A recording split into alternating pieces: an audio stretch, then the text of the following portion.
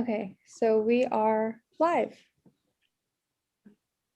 So I can go ahead and do the introduction of our event.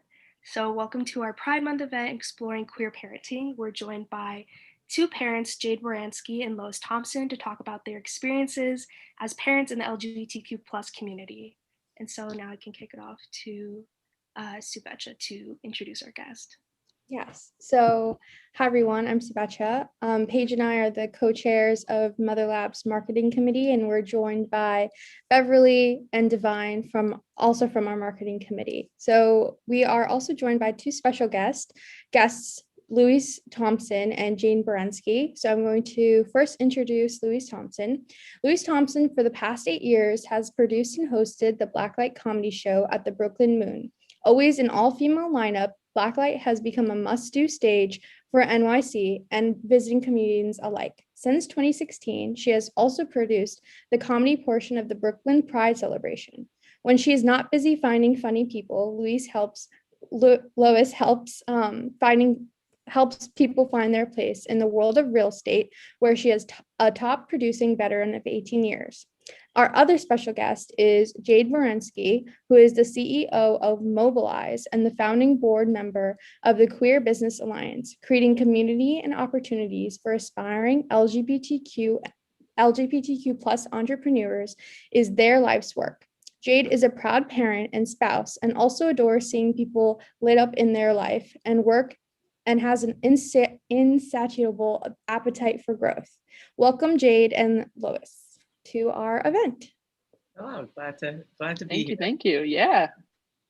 So for our event, we have a list of questions where we want to try to connect Pride Month with the work that we do in Mother Lab and some current events that are happening in the US currently. But we would like to introduce the event first by asking how both of you are celebrating Pride this month. Jade, you want to go first? Sure.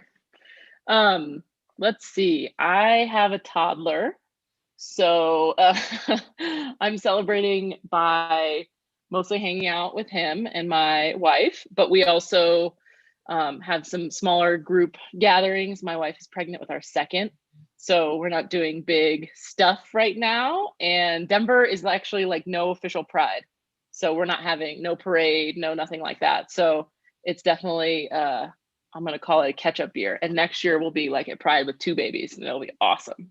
Oh my God! Congratulations to you, Jade. Thank you. Great. Oh my gosh. Well, I have a toddler too, 3.5 years old, and she started camp today, day camp for the first time. So this is the first time socializing with other children, which I'm sure was quite hilarious.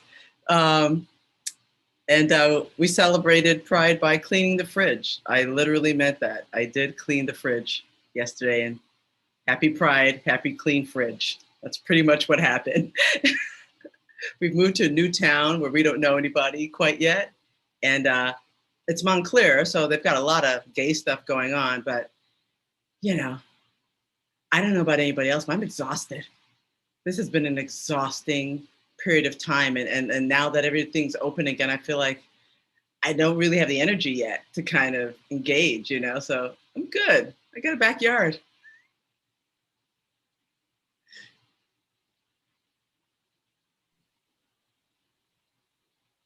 Go, ladies.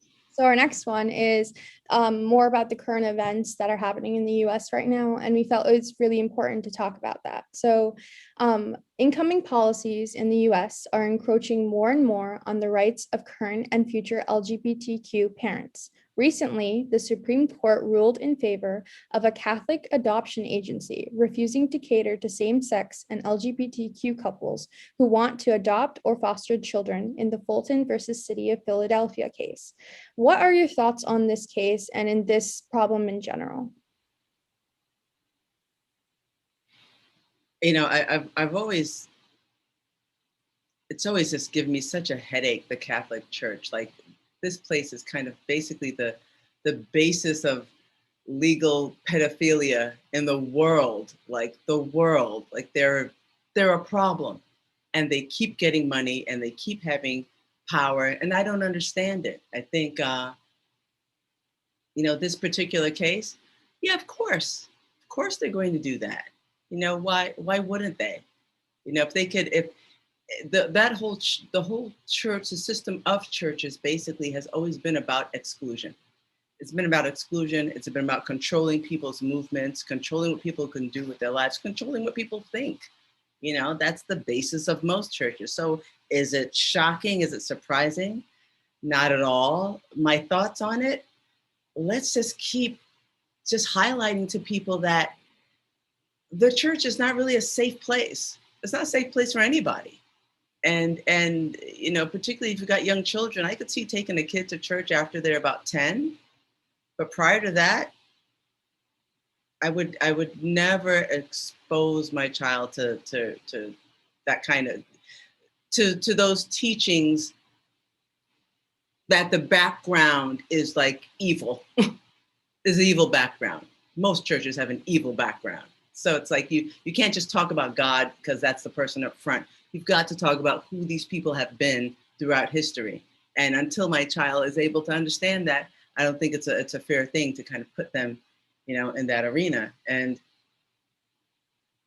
they want to disband the police. No, I say disband the church. Disband churches. Save your kids. Those are my thoughts. Yeah, those are some intense thoughts. I think the only thing that I would tack on is, personally, I don't disagree with anything you said on a personal level. And I think, like, societally, there's like a lot of great people who identify as whatever religion, and they're like great people. And then there's a percentage of people in everything. And I think that the, leadership and how focused that power gets in institutions like that is the real problem. And if it could be like, oh, it's everybody has some power here, I don't think that would have happened. I mean, in my experience with folks, that's not the norm. It's just you get these tiny groups of people who identify as one way, and they're the ones in power, and they all look the same. They all have the same background. They all speak the same language. They use the same, right? That's like tyranny, I say. And I feel like, honestly, just really sad for the people who could adopt and foster those kids in that community who now can't, because there's this small group of people who are, I don't want to believe that they're filled with hate, but that's definitely the rhetoric that they're spilling out into the world. And I just want to believe that they're hurt and like something happened to them, and that's what's showing up. And to quote Michelle Obama, when they go low, we go high. So let's just keep adopting more kids. That's one small group. It's one small community. And there's many, many, many, many organizations that do support LGBTQ folks in adoption and fostering, especially here in Colorado. So, and I think all over the country. So get out there and adopt. Like, let's show them. Let's break that precedent. I agree. That's a very beautiful viewpoint, Jay. Bless you and your open heart. I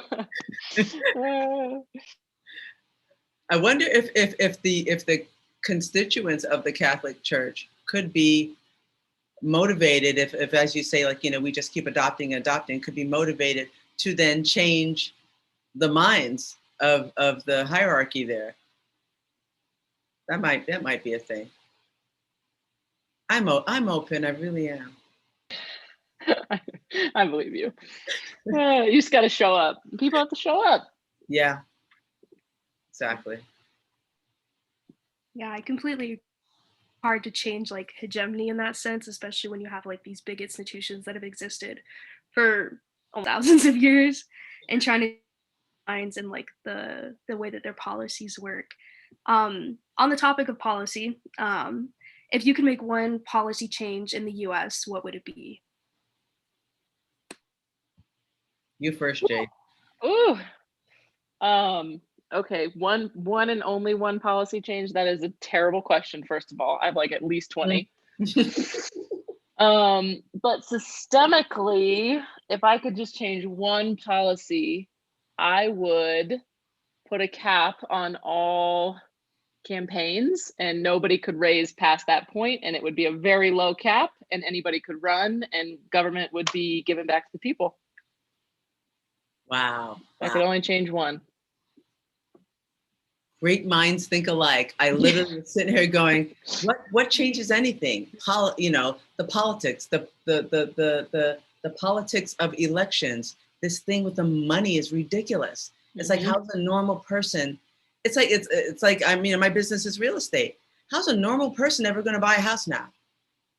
These numbers are extraordinary. Like how it's in a place now where it's just not fathomable. Unless you have somebody that's really going to do you a serious favor, you cannot afford a house. Nobody I know personally has $1.5 million laying around, and that's for something that you have to do work to. It's just extraordinary. And so the basis of just the way our capitalistic system works, it just drowns out voices. It drowns out thought. It drowns out, it drowns out spirit. I mean, are we really just going to let everything come down to you have $1 and this person doesn't? Like everything is going to be based on that? It's not possible for us to survive as a species with that, So God, Jade, I agree with you 100%. I could hardly really honestly think of a second thing because that's always on my mind. I always look at these people who are running and I'm thinking, this isn't going to make the world a better place. It's not. Capitalism is not going to make the world a better place. If I don't know how you drill into people's heads that, socialism is not the devil. It's almost our only way out of this. It's our only road out. And if we don't start adopting some of those policies and applying them seriously and having people understand that in most of the programs that work in the United States, socialism is at its basis. How could you not see that? Like this nonsense of, I want the government out of my life. Oh, okay. And now go take your 65-year-old mother to go get some health insurance and see how that works out for you. And by the way, no roads for you. No roads. Exactly. No roads, no mail. Get out of here. Oh, wait, a pipeline to your house to give you water? Nope, that's out too. Go lay it yourself. People, they don't get it. They don't understand. They don't really understand how government works. They don't understand these policies work. But I mean, saying that, I agree with you, Jade, 100%. I think that's it. Honestly, that's it.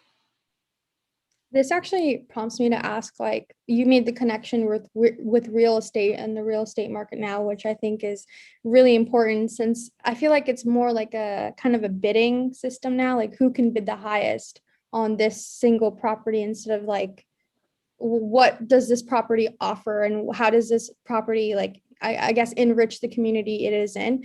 How do you see that impacting like minorities as well as the LGBTQ plus community, like within real estate, since you are a real estate professional? I mean, I'd say this, a lot of gay white men are very rich. So they get their pick of whatever. As a brown person in this business, I had a conversation earlier today, and basically it was a family calling me. The grandmother and grandfather had died over the past year and a half. And it was the granddaughter calling me saying, we want to sell, they have a house in East Flatbush. They want to sell this house. And I said to her, do you have children? And she says, yes, I have kids. I said, your brother has kids too? Yeah, he has kids. I said, so why are you guys selling this house? Well, no one really wants to deal with the headache of it. And I'm like, you don't understand. You don't understand. It's like, this is legacy that you're looking at here. This is home ownership. This is a roof over somebody's head. You might not choose to live there. That's okay. But if you sell this, you are not going to be able to take that money and walk around the block once and come back and buy that house back again. It's not going to happen. It's going to be out of your range by the time you make that walk. Is there a way that the house can you save it? Is it in disrepair? No, it's not really in disrepair. Great. Then rent it out. Let's talk about you getting a management company. Let the family get together, get a management company, and let's get the place rented out. And you can keep growing equity. Like, you can keep this in your family. That is most of my conversations are like that. And then there are some situations where no, it can't be worked out, where there are siblings disagreeing about, some person needs the money to start a business, the other person needs this, they need that. And so they have to split the money up. In those situations, okay, then we'll sell it. But if there is really no reason other than, oh, I don't really want to deal with it, that's a weak reason to let go of something that can provide generational wealth, which is why it was so important in the beginning. Why do you think white folks have much money as they have now? Like some really average folks who have done nothing extraordinary other than be city workers. Why do you have so much money? Levittown. Because after the war, the soldiers came back from the GI Bill, they got those loans, and a whole community was built for them that brown people could not move into. So you couldn't even start.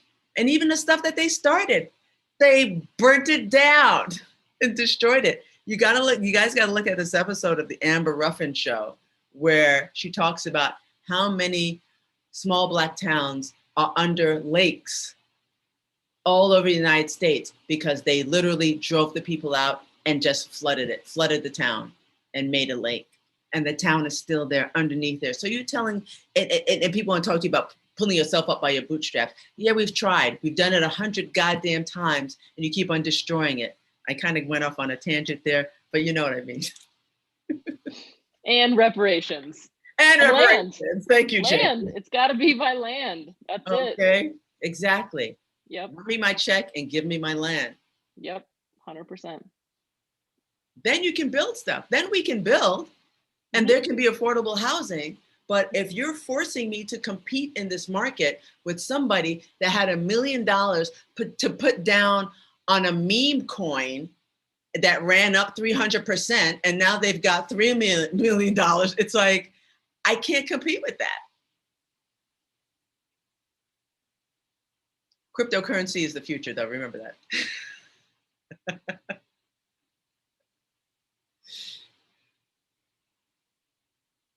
Yeah, I think now we're going to probably switch over to some of our audience questions. We asked on our Instagram page if people had any questions for both of y'all. So I'm going to turn it over to Beverly to ask some of those.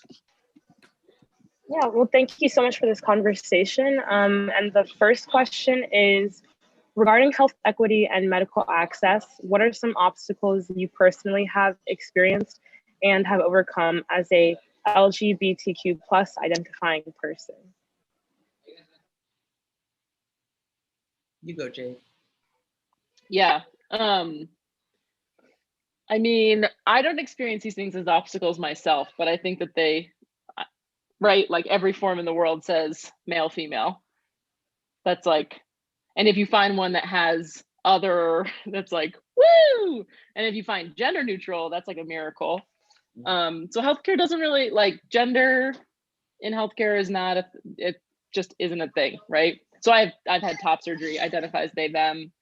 They don't even know what to do with me. They're like, are you sure you're in the right place? Are you the right person? Trying to check. So I guess just the upfront, like having to tell, like, here's the background, here's how I identify, and here's, you didn't need to know any of this, but you're so confused. So I'm gonna take the time to, educate you on who I am for myself, which I feel like in medical, like, concerns for the most part is totally irrelevant. But when you can't connect, when you can't relate with someone who's going to provide you medical care, like, that's never going to work out, for me at least. That's like it's vulnerable, right? And people who actually identify as transgender, I have many friends who going to the doctor is like a PTSD type of experience.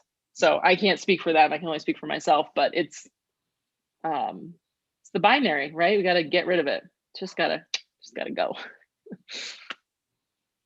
Very true, very true. I agree completely. I also, don't really have those issues. I mean, my wife and I have been really careful about choosing practitioners and institutions that have had training that, understand that you're going to have same-sex couples coming in here and the rest of that. And so we really haven't had a lot of, that kind of coming up against that kind of wall of someone like looking at the two of us and going, they just say, oh, who gave birth to the child? Like, something really simple.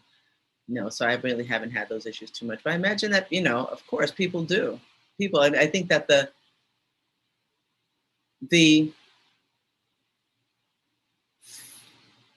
I don't know if that's entirely true. I was about to say the further down one goes on the socioeconomic ladder, I could imagine that those would probably be challenges. But I think at every class level, there are places where people understand, and that, and you can go there. And it's like that you just really have to do your research. It's just a thing, and we have to do more research. We just can't look through a book and just pick somebody and go to them. You really got to look to see, like, if something doesn't say LGBTQ friendly, I'm not going. I'm just not going. I'm not giving you your money, and I'm not giving you my money, and I'm not going to also, subject myself to that. It's like there's enough of the, side eye stuff you're dealing with just on a casual basis walking through the world. I'm not going to walk into a place where I have an expectation of someone caring for me if, they haven't already shown on their face, you are welcome here. That's me. And how do you think like you feel welcome by these like clinics? Is it like a general like is it the approachability of the clinician you're with, or does it have to be presented before you step in the door? Oh, before I step in the door, like, I look on I check out their whole background out, see if they've dealt with other same-sex couples, and of course, when you walk into the office, so nice to see a sign, so nice to see the flag. I think seeing the flag is a nice thing. Like, that makes me feel comfortable in a way that seeing an American flag on something does not. It's so funny how that is. Every time I see an American flag on somebody's house, it's like, I don't know, are they a vet or are they just a complete total racist? Like, what is it? Like, you almost can't, you don't know who's who now, particularly after the last 5 years. Yeah, it's crazy to me because, like, as a clinician, you take this Hippocratic oath to do no harm, but your prejudices and your biases, therefore, are inflicting harm on the people that you're supposed to be caring for. And it's like, I don't know, health equity is such an important topic, especially to us at Mother Lab. And it's like so disheartening to hear these experiences and to know that, like, people feel fear going to a clinician. People feel fear trying to, like, be healthy and either get life-saving procedures or like affirming procedures. Like, there's so many barriers of access and entry to like good health outcomes, and it's just like disheartening to hear these experiences and like have people talk about them, and that this is like their day to day, and that someone else could just normally like walk into the doctor, not think about these things. They just pick a clinician, nothing else. Right. That is what it is to be a white man in this world. I mean, I always think about Serena Williams, not in the LGBTQ community, but she had to beg them to give her a Doppler. She knew what was happening to her body, and she's talking to them, and they're like poo-pooing her. I'm like, this woman is a champion athlete. Don't you think she knows a little bit about her body and how it feels and when it doesn't feel right? She almost died.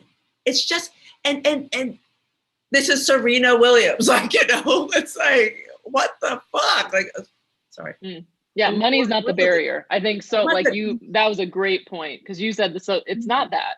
It's the biases. It's the lens. It's the, like, I've already identified that you are at this point, and it has nothing to do with anything other than how I perceive you by looking at you. Like, that was such a good example. Yeah, I think that like that's something that people don't recognize, is like class is not the only barrier of entry or access point. It's like people have these biases, like Beyonce, Serena Williams, all these people who have numerous amounts of wealth that you'd think bar them from these issues, but they're still like out there having to advocate for themselves almost on their deathbed. And like it still doesn't work for them. And I think that's like so important that we like apply an intersectional lens that, like, okay, it's not class, it's also race, it's also gender, it's also sexual orientation, gender identity, all these different layers that like go into someone's being that prevent them from getting good health care. And going off that point of biases, would you even say that education at, I don't know, the medical school level or even like the college level on these different biases that people have would even help this type of intersectionality lens at all? Because it does seem as though, even though education is trying to be applied, people can't get past that initial bias that they form. Well, they're coming in there from a life of wherever they're from. I mean, where are we going? We have to go back to the basis of the educational system, period.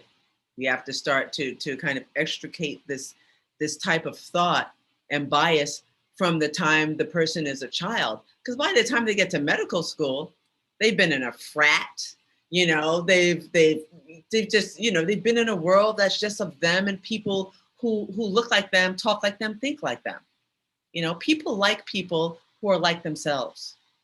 That is just the bottom line. And that's who people are going to hang out with. And if your group of people is racist or sexist or somehow other bias, that becomes a part of you. And you're taking that with you everywhere you go. And that's when they start talking about, you know, unconscious biases.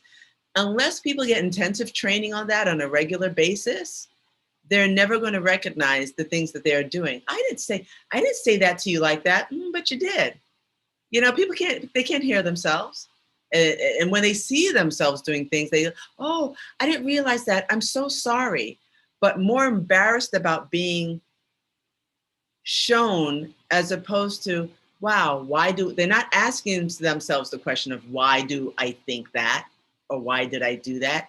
They're more just embarrassed by being exposed and maybe associated with something that they didn't think they were associated with, but they're not really asking themselves the questions. It's like, how do you reach people like that who are already out of the education system? Now you're in the working world.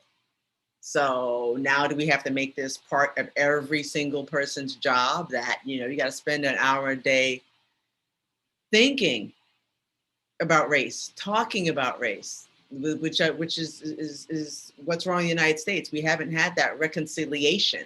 We haven't had that moment. You know, South Africa did it. They're still jacked up, but they're better.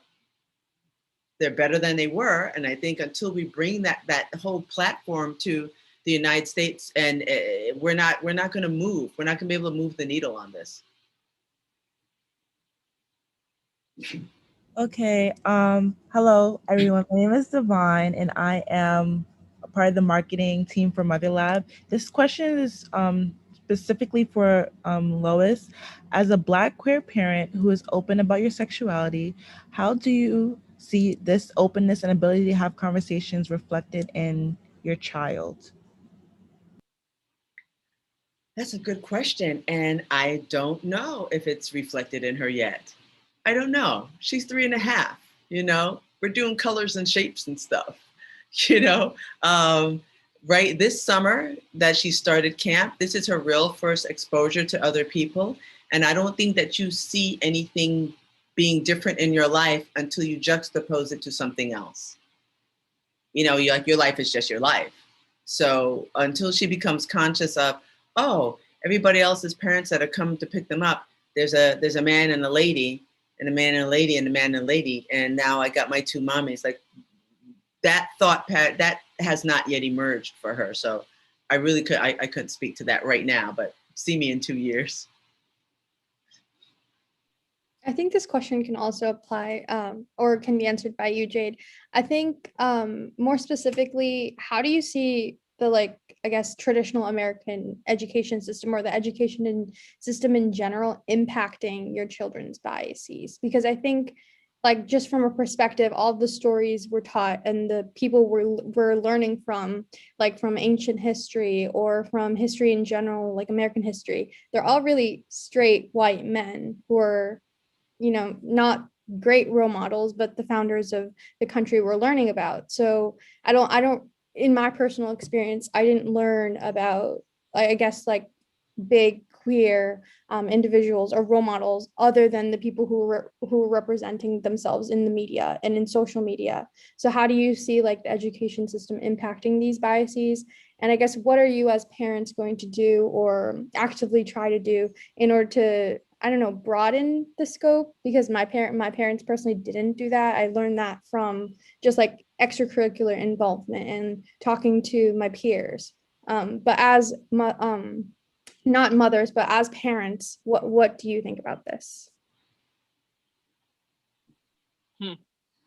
Well, I think you nailed it, that the educational system isn't gonna, at least in the near future, shift to handle it. So, I mean, part of, I think, our commitments as parents, my commitment, I'm speaking for my wife as well. She's a professor, so education is like baked into her, and the, you know, what he sees at this age, and we have a little white boy, he's going to be a white man, like that's where he's headed.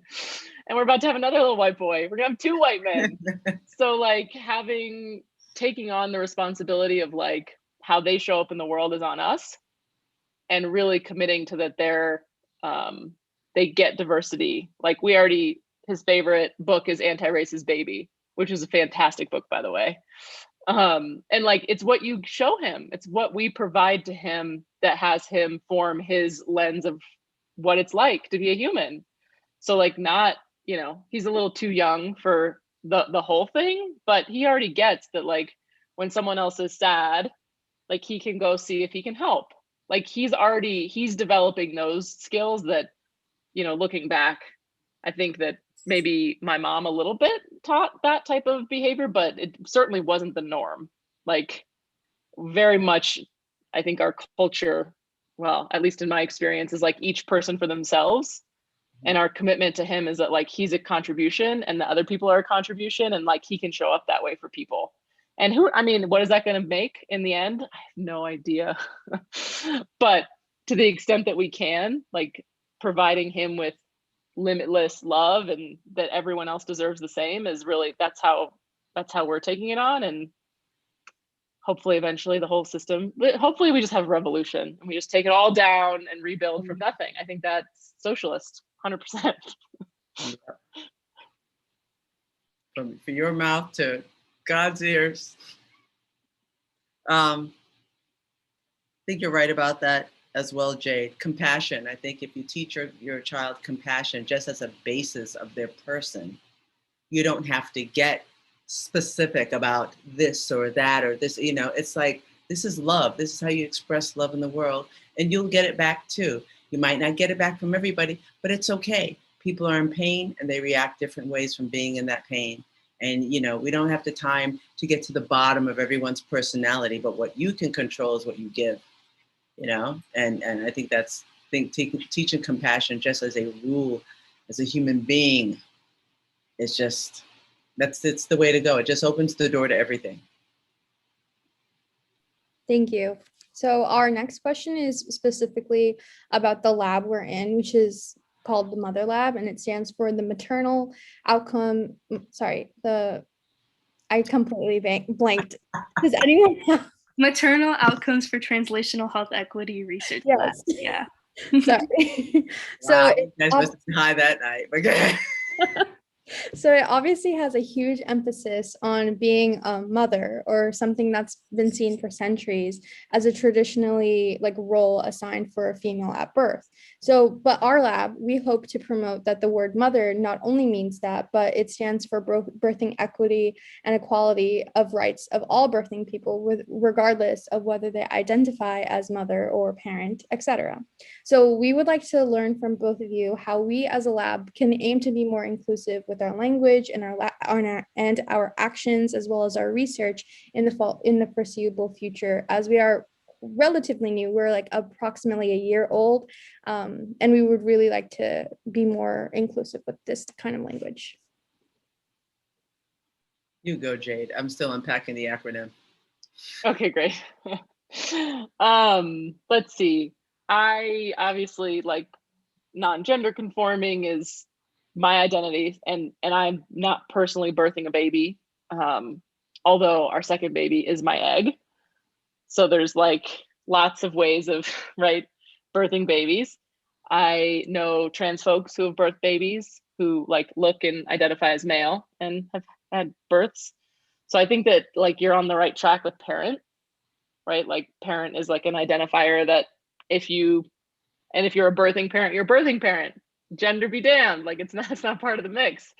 So I think you guys are on the right track, and clearly just from the fact that you're having this conversation and that you're you reached out to us, we're here talking, this is how it all happens. So I think in comparison to most any even remotely related to parenting or mothering, you guys are crushing it. So that's my feedback. I am stunned that you guys are so young and have opened this conversation and built this place. You're let's talk about it. You guys are the mavericks. You are creating the future. And honestly, I could not give you any guidance. I think the fact that you just sat down and came up with this and have put it out there, and it is a real platform and a thing, it just shows that you already know what you're doing. Like, you already know what you're doing. Just keep coming from your hearts. Keep doing it in the way that you are doing it. Beverly, keep us showing us your hair and your nails. We need that in life.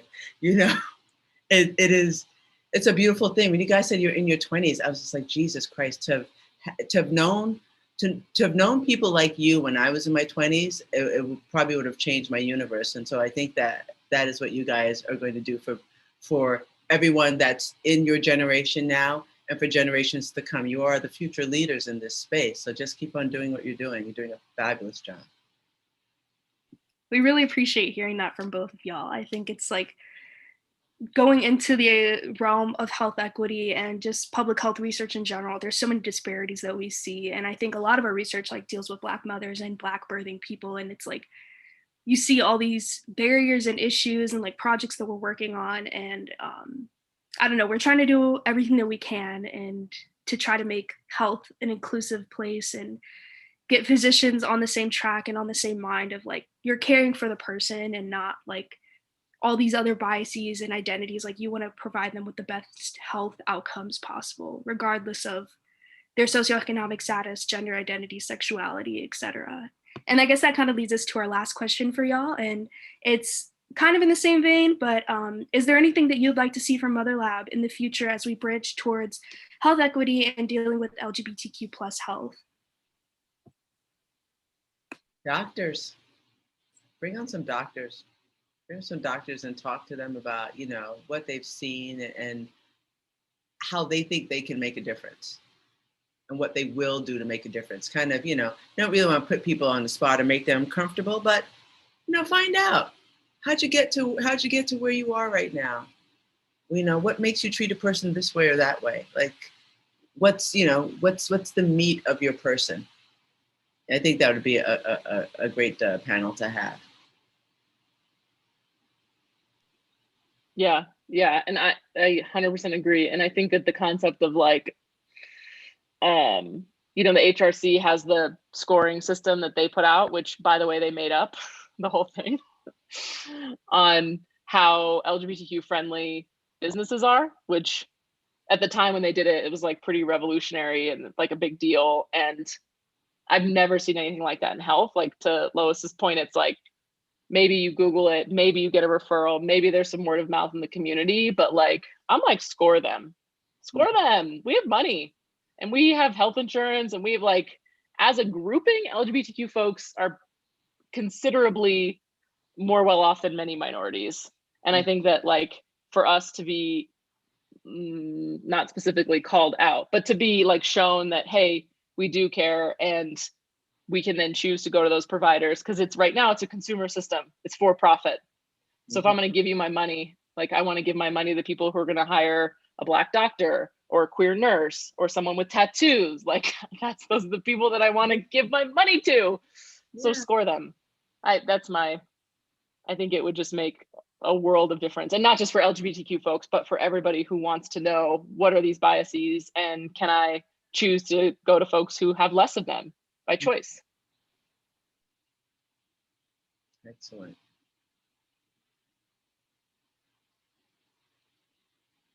And I guess, do you guys have any questions for us? I know that y'all have been doing a lot of the talking, but is there anything you want to ask us? Yeah.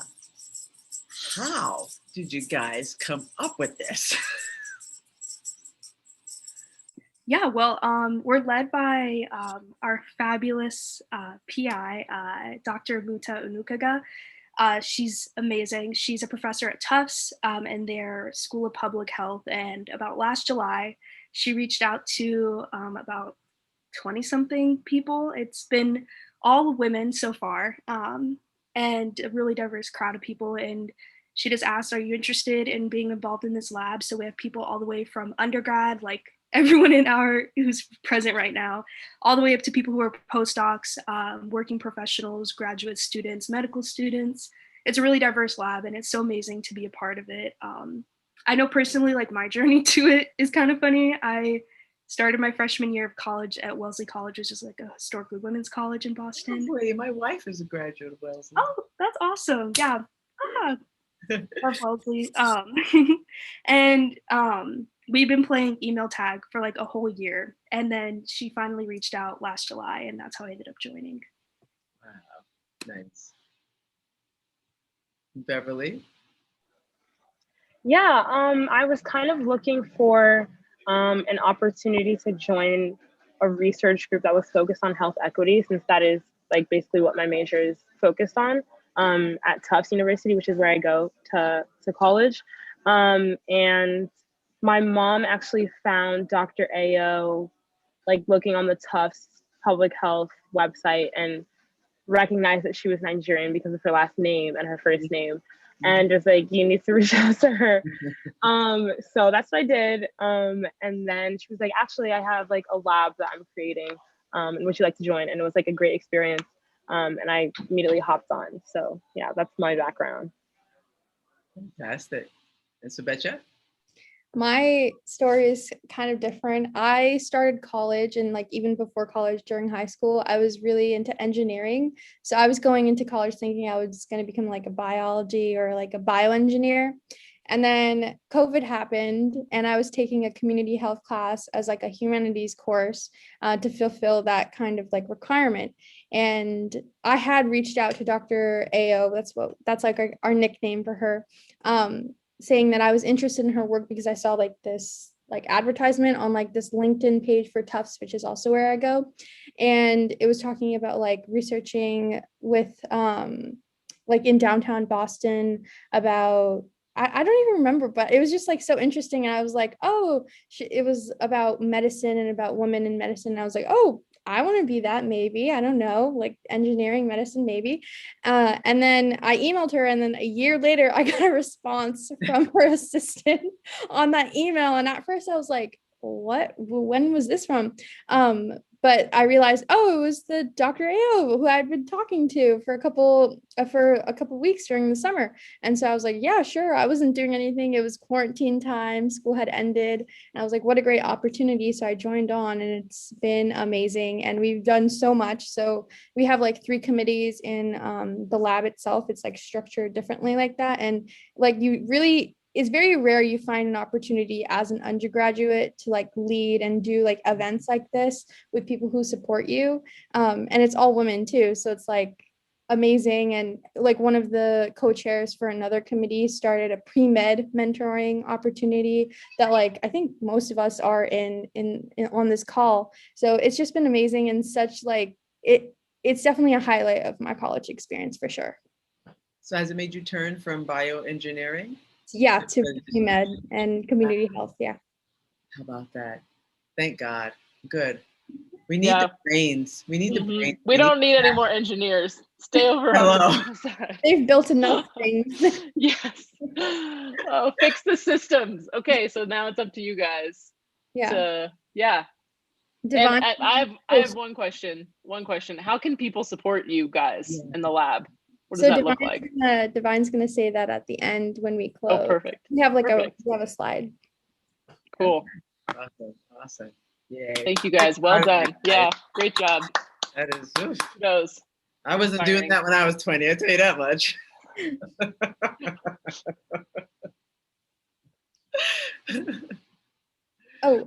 So Divine, our member, is going to share her screen. And I just want to say thank you to both of you for attending and, having a conversation with us. So Divine. Honored.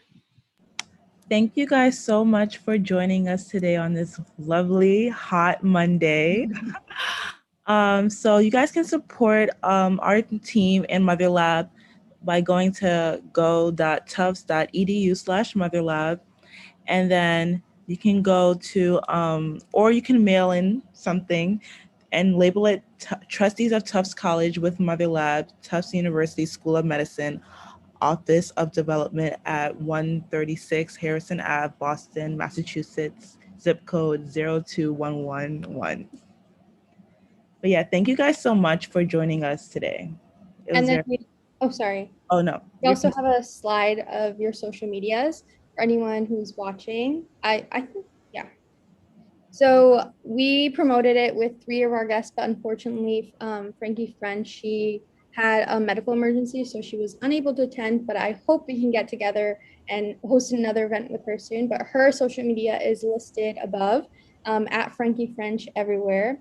And then Jade Baranski, you can reach her Instagram and LinkedIn at Jade Baranski, their name.